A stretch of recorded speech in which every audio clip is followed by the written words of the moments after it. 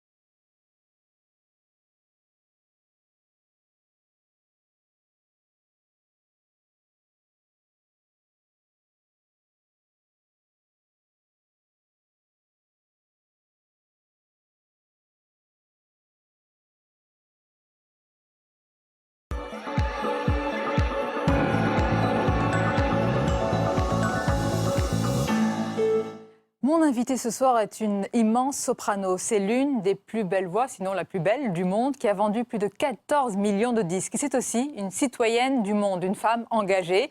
Elle est ambassadrice à vie des Nations Unies pour les réfugiés. Dans son dernier album, Everywhere I Go, elle chante le blues et explore ses racines. Barbara Hendricks, bonsoir. Bonsoir. Et bienvenue à vous, on est ravis de vous accueillir. On va commencer justement par la musique. Ce nouvel album et le blues, j'imagine que vous ne faites pas de différence entre les différentes musiques, justement, entre le classique et le blues. Pas de différence? Non, pas du tout. Bon, c'est un langage, la musique.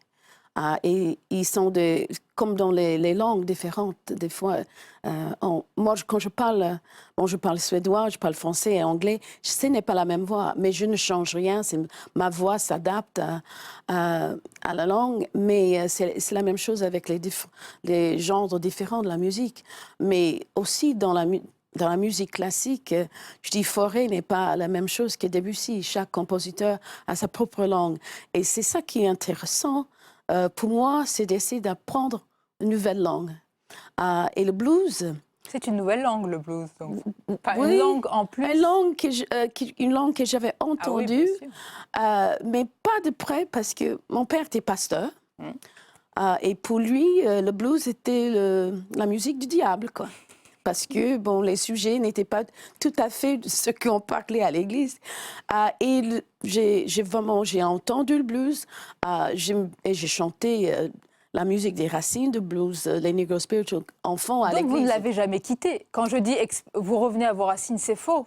Vous les avez toujours portées. Le blues est toujours en vous, en fait. Oui, mais surtout la musique des esclaves, les Negro Spiritual, c'est quelque chose que j'ai toujours chanté.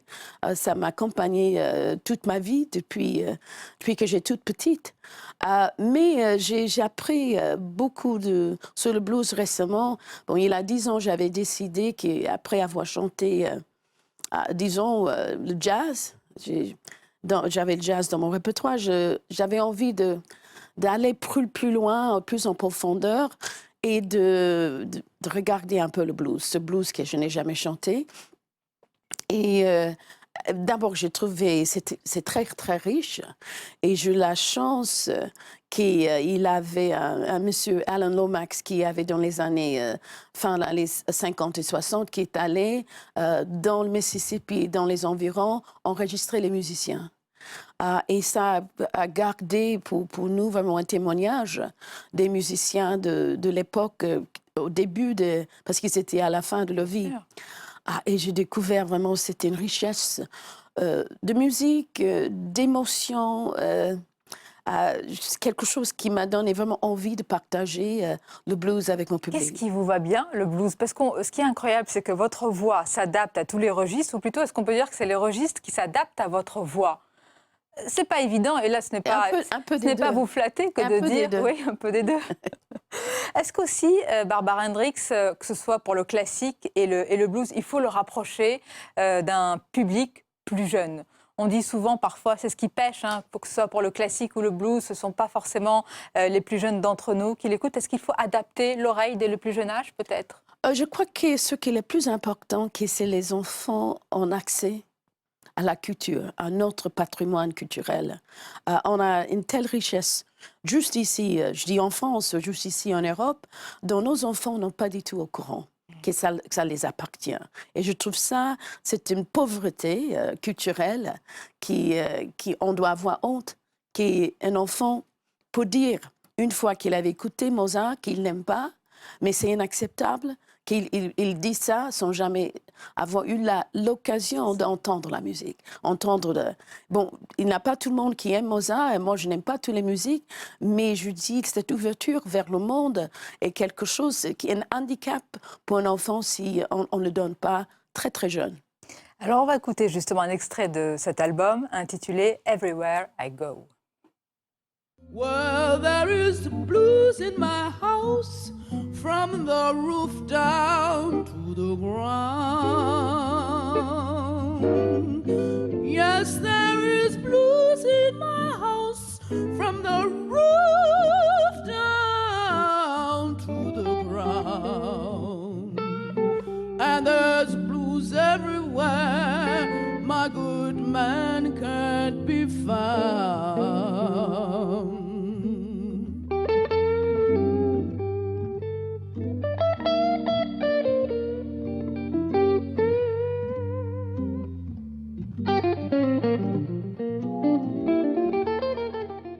Voilà, pour l'extrait Blues Everywhere I Go. Barbara Hendricks, est-ce que je peux dire aux téléspectateurs que pendant l'extrait, vous avez fermé les yeux, on sent vraiment que la musique vous pénètre? Oui, mais en plus, j'ai 2 musiciens avec moi, Matthias Algotsson et Mike Schultz, qui sont vraiment géniaux. Et pour moi, c'est un régal, pas seulement de chanter avec eux, mais de les écouter quand ils jouent le solo. C'est formidable. Alors, le blues, c'est d'abord la musique, c'est aussi, ça nous ramène à des combats, à des luttes. J'ai dit tout à l'heure que vous étiez une citoyenne, et vous êtes une citoyenne du monde, née en Arkansas, pendant d'ailleurs la lutte pour les droits civiques. Vous étiez très jeune à l'époque, mais est-ce que vous restez encore imprégnés par ce combat, cette lutte, cet engagement qu'il faut d'ailleurs transmettre aux plus jeunes?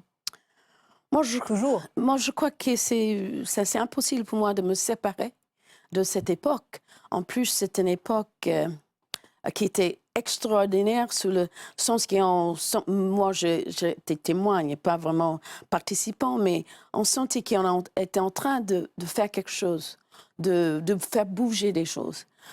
Et on a les faits. Mais des fois, on a la tendance qu'une fois qu'on est arrivé quelque part, de s'asseoir, faire la fête et dire voilà, maintenant tout est fait. Non, la vie continue et la lutte continue. Et oui, il faut faire la fête de temps en temps, mais il faut continuer à lutter pour les droits humains de tout le monde, pour la justice, contre l'intolérance. Et c'est une lutte de tous les jours. Aux États-Unis, c'est la tornade Trump qui, dans le Parti républicain, est en train de tout emporter sur son passage. Trump, on le décrit comme un pragmatique, mais aussi et surtout, c'est l'homme de toutes les outrances, de tous les dérapages. Et pourtant, ça ne lui nuit pas, il continue à monter. Est-ce que vous croyez qu'il incarne une partie de l'Amérique? On lit que c'est l'Amérique profonde. Est-ce que c'est votre avis? Ah oui, c'est assez compliqué la situation. Nous sommes arrivés là. Ce n'est pas il y a quelques mois. C'est quelque chose qui a commencé il y a 30 ans aux États-Unis. Qui a 30 ans d'utiliser les races pour les séparer. C'est utilisé par le Southern Strategy de Reagan.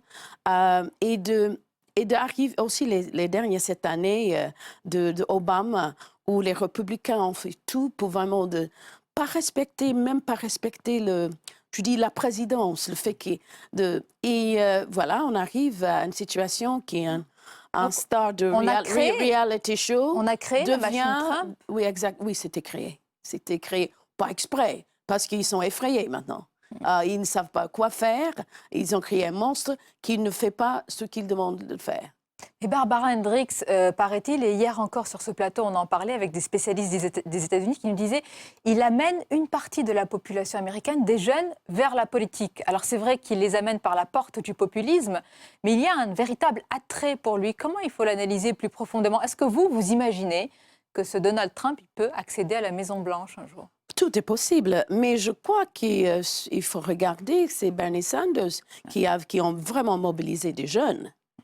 Qui donne vraiment un espoir de faire une révolution, beaucoup plus que Trump. Et moi, je suis... on est un peu... Parce que la première femme présidente, oui, bien sûr, de ma génération, mais j'aime beaucoup ce qu'il apporte, Bernie Sanders, parce qu'il apporte beaucoup d'idées que moi, je crois, devaient être dites depuis très longtemps.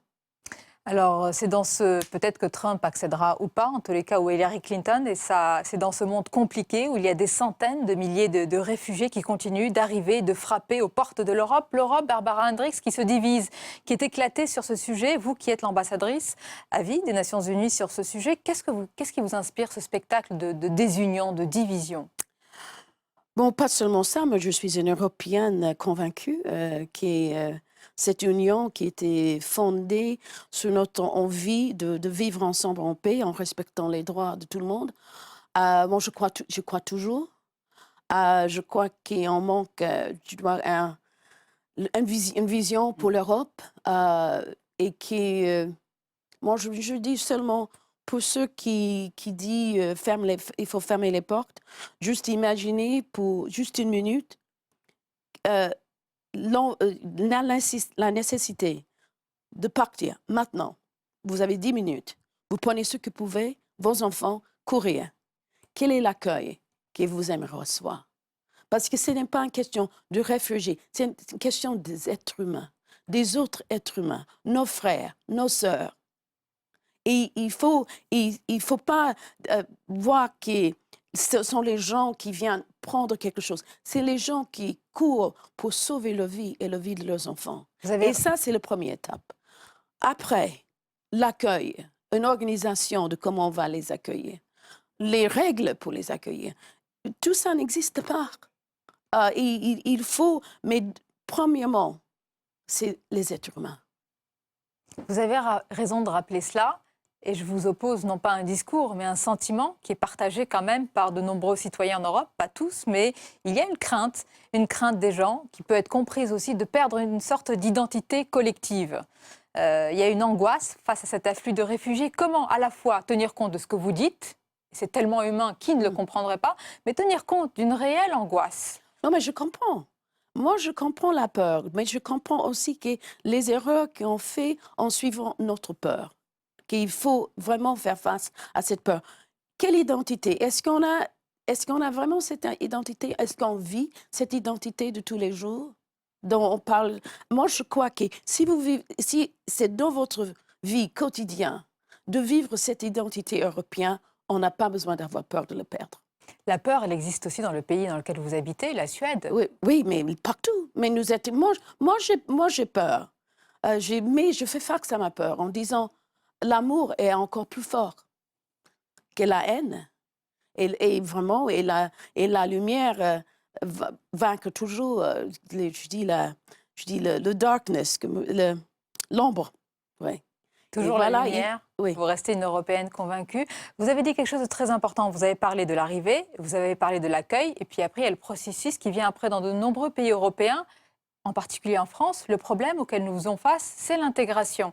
Beaucoup disent qu'on a eu du mal avec les différentes vagues d'intégration, et on ne sait pas comment faire face à ce problème. Est-ce que là encore, c'est une réponse politique? Il faut une vision, c'est ce que vous disiez. Bon, oui, il faut une vision, mais il faut toujours, moi je crois qu'il y a une réponse humaine. Une réponse humaine. Et de là, il faut voir des choses pratiques.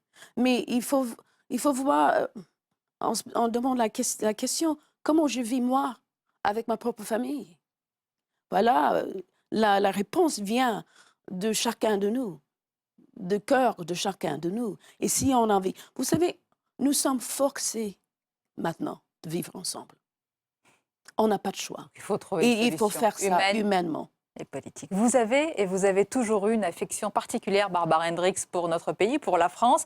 Paris a été touché en son cœur, ensanglanté il y a quelques mois par des attentats. Et aujourd'hui, il y a une forme de résilience, de résistance. La vie, évidemment, a repris, avec prudence, crainte parfois. Comment vous avez appréhendé, peut-être vu de loin, ce qui s'est passé en France et qui a été un véritable traumatisme pour ce pays?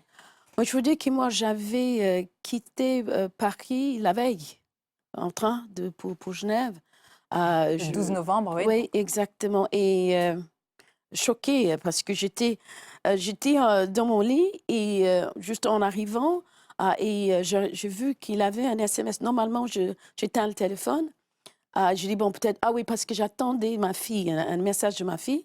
Et j'ai pris le téléphone et c'est une copine ici qui m'a dit, tout va bien, je suis à la maison. Je dis, mais qu'est-ce que ça veut dire? Et bon, j'ai appelé. Et là, elle m'a raconté tout. Oui, c'était un choc. Mais nous sommes dans la vie là, des moments où nous sommes à genoux, mais on se lève. Et c'est ça la vie. Ces moments, c'est très important, ces moments où on se lève, je crois que ça vous a beaucoup marqué. Un discours, c'était en 2003 à l'ONU de Dominique de Villepin contre la guerre en Irak. Et je crois qu'à ce moment-là, vous vous êtes dit, voilà la France, voilà aussi sa place dans le monde quand elle peut dire non, quand elle se lève contre d'autres nations, notamment les États-Unis. Pour des bonnes raisons, exactement. Il avait raison et j'étais fière. Il avait raison, avec évidemment le président Jacques Chirac. Pour conclure, Barbara Hendricks, est-ce qu'on peut dire, est-ce que vous le ressentez ainsi, parce que souvent ici, on a une vision un peu sombre de notre destin, de la France, que la France reste finalement, vous qui voyagez beaucoup, eh bien, un pays, une puissance dans le concert des nations, elle a sa place, sa voix. Autrefois, on l'a présentée un petit peu comme la patrie des droits de l'homme. Elle porte encore malgré tout ce message?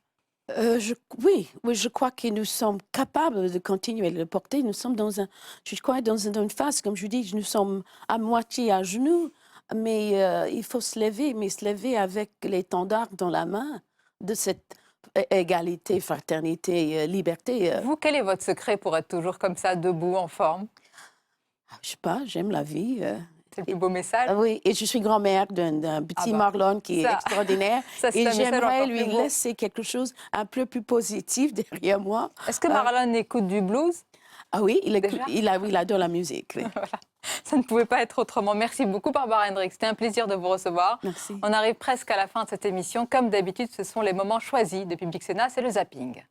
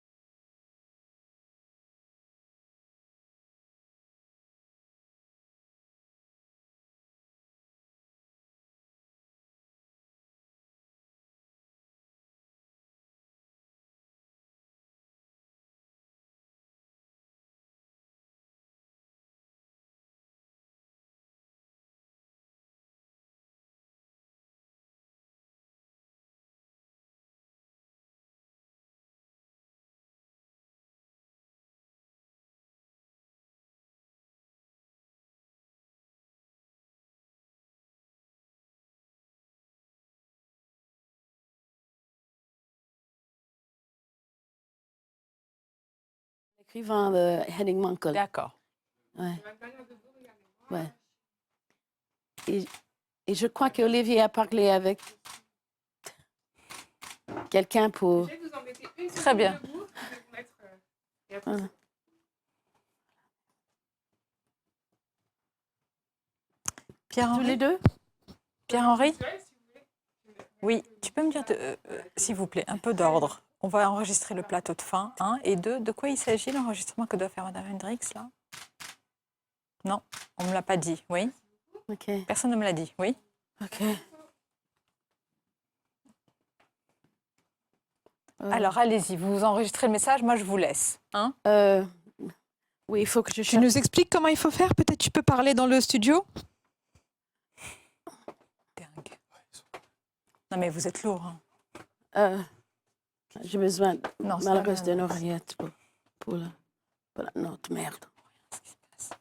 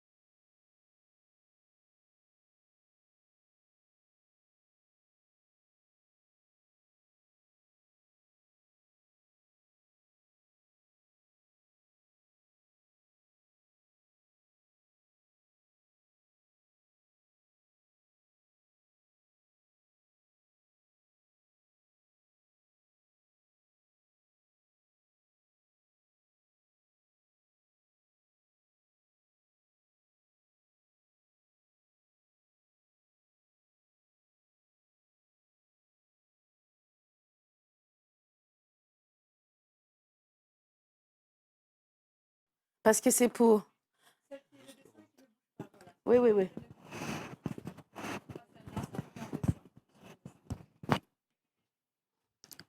Ok, je vais le faire en deux parties.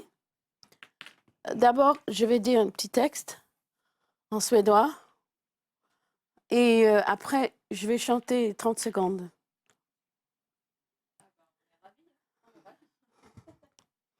Mais ça veut dire que je vais juste mettre ça dans l'oreille pour prendre ma note. Ah, d'accord? Avant de chanter? Avant de chanter, tu prends la note, je descends ça et je chante. J'ai fait ça dans deux parties. Ça va?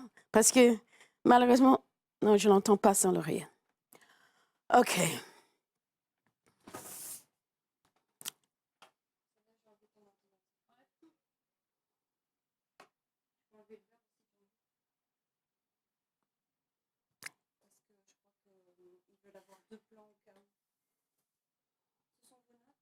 Oui.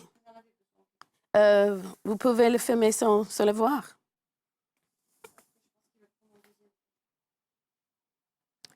Ah, est-ce que je peux le mettre en dessous de caméra comme ça? Vous avez un peu de... si je peux. En dessous. C'est un peu loin, non? Oh, je vais voir. Si vous voulez, mais je pense que ce sera loin. Non, parce que je le connais un peu, mais ça me rappelle un peu. Oui, ça va, ça va.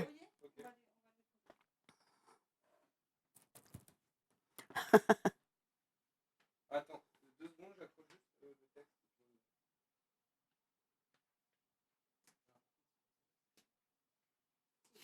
Ouais. Ah ouais, d'accord.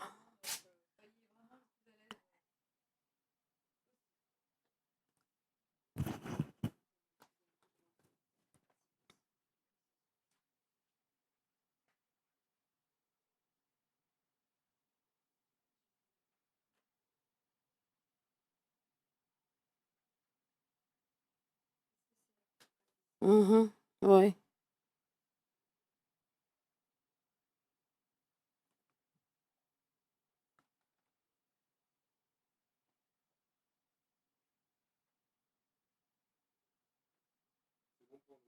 OK. Quand je regarde là, ça va, le regard, ça va? OK. Oui.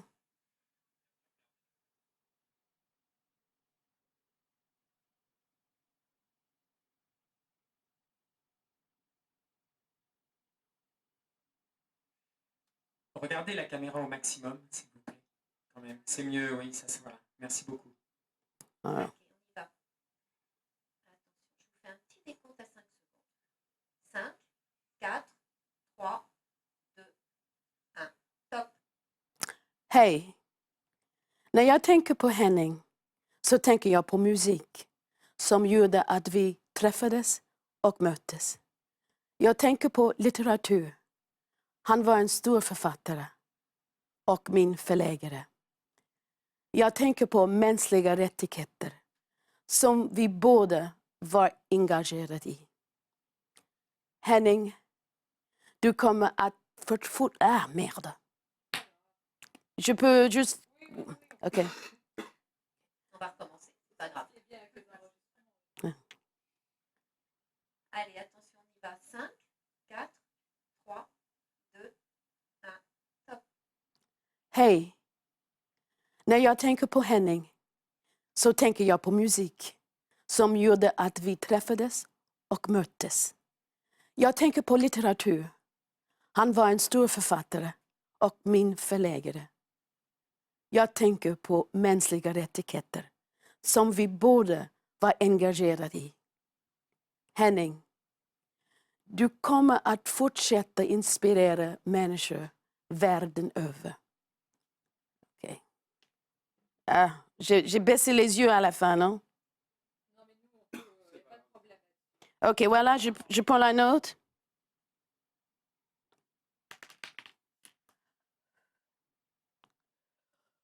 We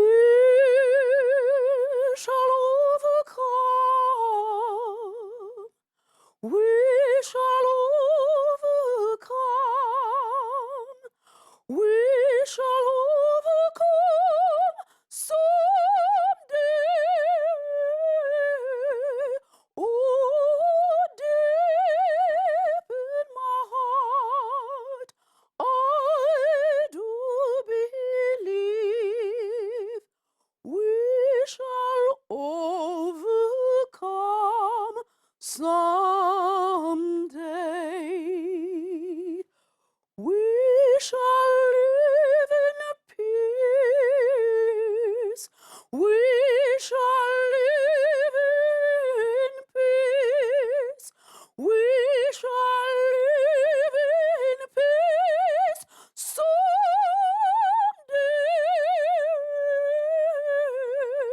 Oh, deep in my heart, I do believe we shall live in peace someday.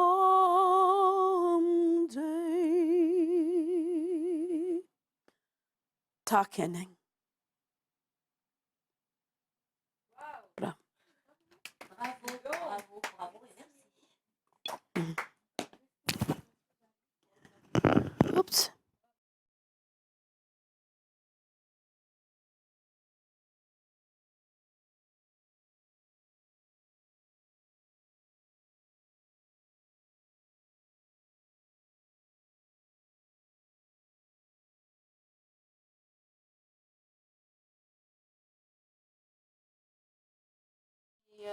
Ils vont faire ça au Théâtre National parce que c'est Ah, mais bien sûr. en suédois. Mais il faut que je trouve le mail. Il faut qu'on voit. Oh non. Ouais, t'entends pas, il y a pas de casque. Virginie? Oui, je vais me remettre en place. Ouais, ok. Merci beaucoup. Allez-y, prenez votre temps.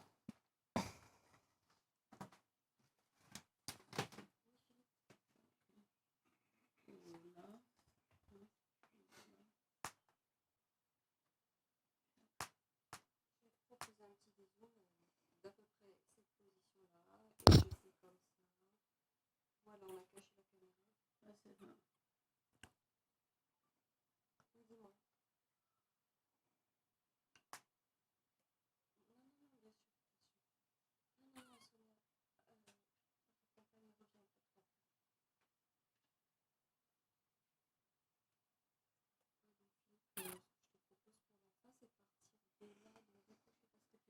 voilà. Vous avez Ils tout? aimeraient ça dans H264. Oui. Alors, Vous savez vous que notez? Dites-moi. Alors, on va noter l'adresse, Pierre-Henri. Alors, dites-nous, Madame Hendrix. c'est H264, le format. Oui, H264, le format. Ça, Je comprends ça parce oui, que oui, ça bah, me dit rien. ça, moi non plus, mais ce sont des spécialistes, ils vont Et bon, comprendre. je vais écrire l'adresse email.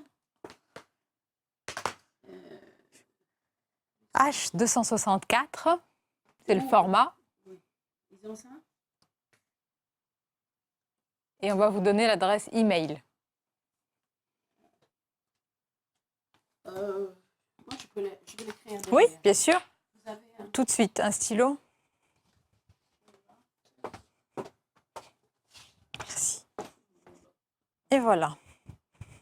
H264, ça c'est OK. Et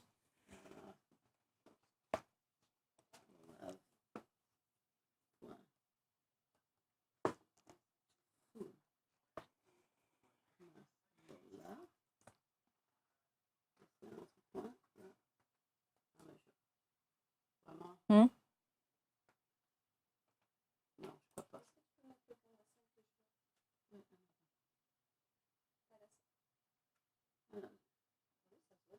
J'essaie de voir l'adresse. Ah, c'est trop petit. Dites-moi, peut-être que je peux la voir. Non, Je peux vous parce que aider, ça, vous croyez ça pas? monte Ça monte un instant. Allez-y. Ça va chier, maman, un instant. On va y arriver. L'essentiel, c'est qu'on l'a Voilà, enregistré. c'est son adresse, mais j'essaie de le voir. Ah, attendez. Et si on appuie sur plus, non? Là, ça s'ajoute. Ça Ah. ajoute quelqu'un. Ah oui, tout sélectionné. Ah, copier. Et Copier. on le met. Voilà. Vous mettez-le. Je mets ça dans l'objet. Je vois. Voilà.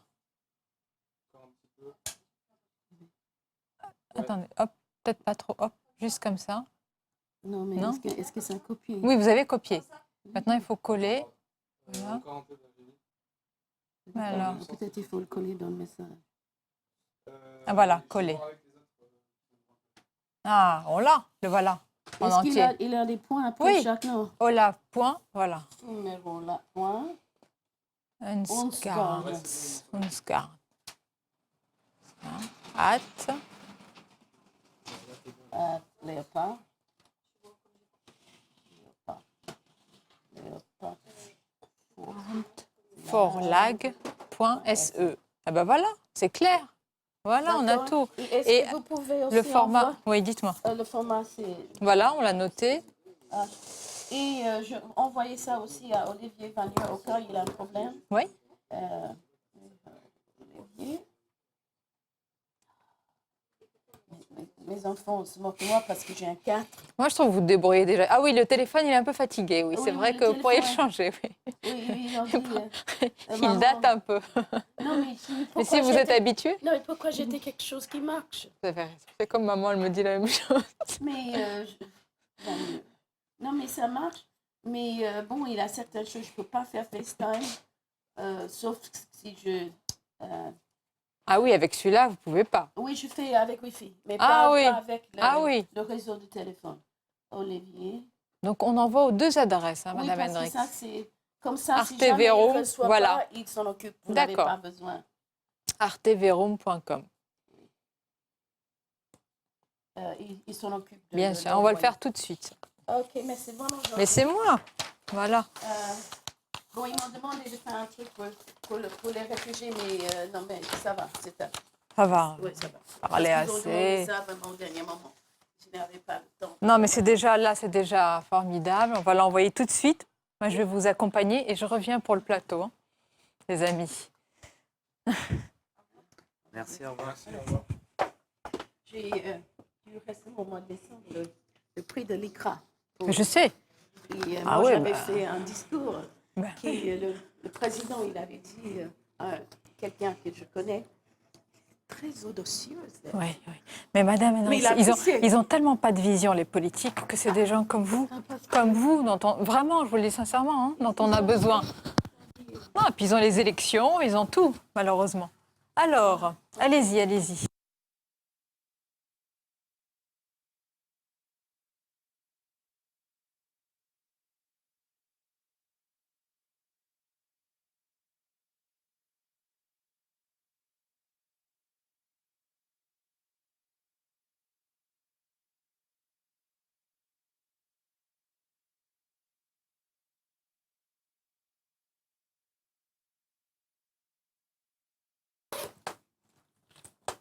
mettre un truc.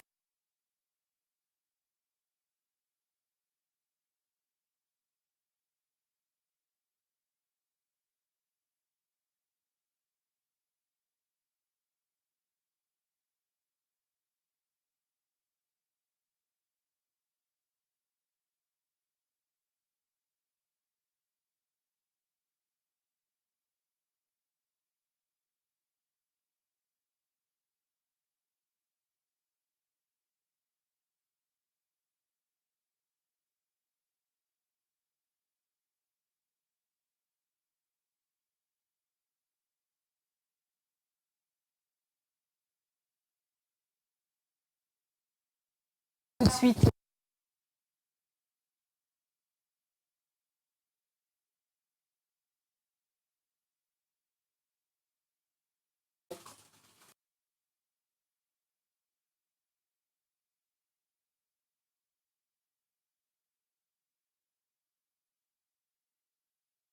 On va l'envoyer tout de suite.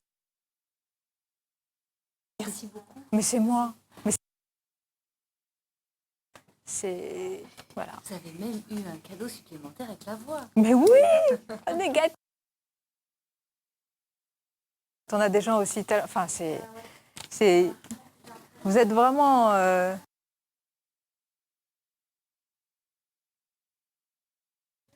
Bon, si de...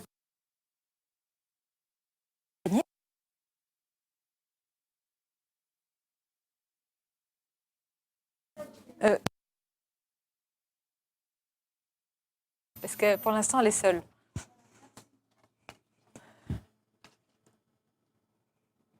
Et voilà. Alors, on va leur dire de venir vous chercher tout de suite. Pierre-Henri, est-ce que quelqu'un peut accompagner Madame Hendrix? Parce que je vais faire le plateau de fin. Pardonnez-moi. Voilà. Oui, mais ils connaissent pas le chemin quand même. Est-ce que tu peux accompagner? Pardon, je vais le faire seule jusqu'à la sortie, Madame Hendrix. Merci beaucoup. Merci encore. Merci. Donc, je vous C'est un rappelle plaisir. pour Oui, le 12. oui. Ok, merci. Merci, Madame Hendrix. Bonne fin de journée. Merci encore. À bientôt. Merci. Pierre-Henri, Ouais, non, mais non, attends. Mais on se calera hein, pour la suite parce que là, moi, personne ne m'a prévenu qu'il y avait l'enregistrement après. Je comprenais même pas ce qu'il fallait faire. Rien compris. Hein. Ouais, mais je savais pas. Essayez de me prévenir quand même, les amis. Hein. Ça peut m'aider. Hein. Quand même. Tiens, j'ai les adresses e-mail, mais tu vois, personne en plateau n'était au courant de rien. Je t'entends, on va y aller une seconde. Oui, je sais, mon ami, mais tu vois bien que je n'étais pas au courant d'un enregistrement, donc je fais ce que je peux. Hein. C'est quand même assez incroyable. On est pris au dépourvu, personne ne dit qu'il y a un enregistrement, il faut faire comme si on savait. Allez. Ah bah non, moi je ne savais pas, je peux te dire.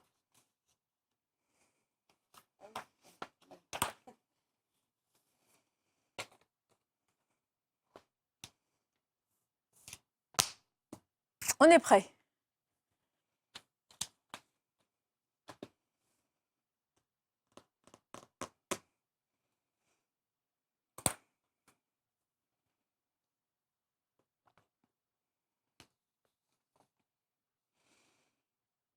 Et on arrive à la fin de cette émission. Merci de votre fidélité. Rendez-vous demain. Votre premier rendez-vous matinal, c'est Territoire d'info. Puis je vous retrouve bien sûr de 22h à 23h30 avec nos débats, décryptage. Et puis le grand entretien, ce sera avec Jean-Louis Debré. Merci encore. Belle et douce fin de soirée en notre compagnie, bien sûr.